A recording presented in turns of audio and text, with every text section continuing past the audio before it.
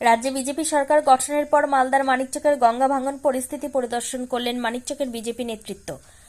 মঙ্গলবার বিকেলে মানিকচকের বিজেপি নেতা সুভাষ যাদব, রতন মণ্ডল এবং অন্যান্যরা মিলে মানিকচক, গোপালপুর এবং ধরমপুর এলাকার গঙ্গা ভাঙন পরিস্থিতি ঘুরে দেখেন। এলাকার ভাঙন কবলিত সাধারণ মানুষজনের সঙ্গে কথা বলেন। গঙ্গা ভাঙন রুখতে কোথায় কোথায় জরুরি ভিত্তিতে কাজের প্রয়োজন রয়েছে তা সরজমিনে খতিয়ে দেখেন। পরে বিজেপি নেতা সুভাষ যাদব সংবাদ মাধ্যমের মুখোমুখি হয়ে বলেন, তারা রাজ্যের মুখ্যমন্ত্রী শুভেন্দু অধিকারী এবং মানিকচকের বিধায়ক গৌরচন্দ্র মণ্ডলের নির্দেশে আজ মানিকচকের গঙ্গা ভাঙন পরিস্থিতি ঘুরে দেখছেন। ঘুরে দেখে বিধায়কের কাছে রিপোর্ট দেবেন। তার ভিত্তিতে আগামী মন্ত্রিসভার বৈঠকে মানিকচকের গঙ্গা ভাঙন পরিস্থিতি নিয়ে আলোচনা হবে। কোথায় কোথায় শুখা মরশুমে জরুরি ভিত্তিতে কাজ করার প্রয়োজন রয়েছে সেই ব্যাপারে সিদ্ধান্ত নেবে রাজ্য সরকার।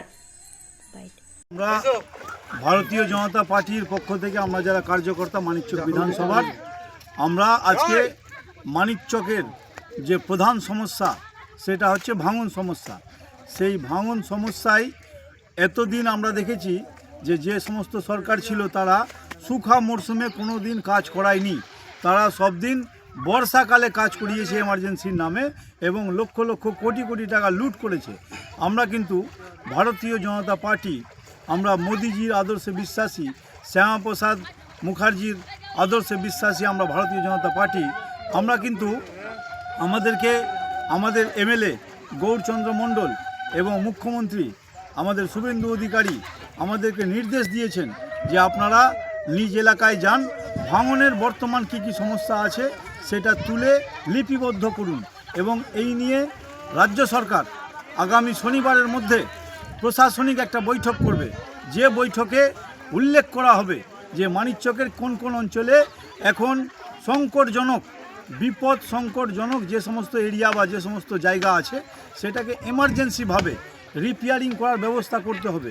এবং আগামী দিনে মোদিজি আমাদের বলে দিয়ে গেছেন মালদার জনসভা থেকে যে আগামী দিনে মানিকচকে আর কোনো ভাঙন হবে না, ভাঙনের স্থায়ী ব্যবস্থা হবে, ভাঙন রোধের স্থায়ী ব্যবস্থা হবে।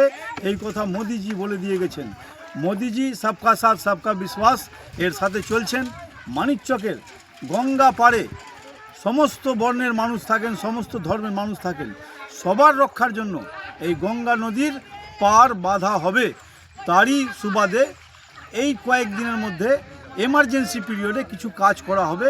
আমরা ভারতীয় জনতা পার্টির প্রতিনিধি, আমরা আজকে মানিকচক থেকে এসে আমরা ঘাট পরিদর্শন করলাম এবং পরিদর্শন করে আমাদের যা বক্তব্য সেটা আমরা আমাদের এমএলএ গৌরচন্দ্র মণ্ডল এবং আমাদের পশ্চিমবঙ্গ সরকার মুখ্যমন্ত্রী শুভেন্দু অধিকারীকে আমরা জানাবো।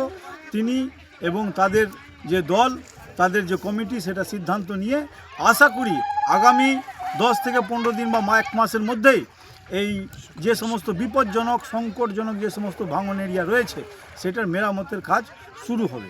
ধন্যবাদ। আপনার পরিবারের কোনো সদস্য কি নেশা বা দীর্ঘদিন ধরে মানসিক রোগের মতো সমস্যায় ভুগছেন? স্থায়ী সমাধান পেতে চান? তাহলে আজই চলে আসুন গঙ্গারামপুর পুনর্জন্ম নেশামুক্তি কেন্দ্র, কালদিঘি হিমঘরের পাশে। এখানে নেশা, মানসিক রোগের চিকিৎসা, পুনর্বাসন, মেডিটেশন, যোগব্যায়াম, কাউন্সেলিং ও ডাক্তারের পরামর্শ দিয়ে রোগীকে সুস্থ করে তোলা হয়। আপনার প্রিয়জনকে সঠিক পথে ফিরিয়ে আনতে সর্বদা পাশে আছে গঙ্গারামপুর পুনর্জন্ম ডি অ্যাডিকশন সেন্টার এবং চ্যারিটেবল ট্রাস্ট। আমাদের ঠিকানা দক্ষিণ দিনাজপুর, গঙ্গারামপুর, কালদিঘি হিমঘরের পাশে।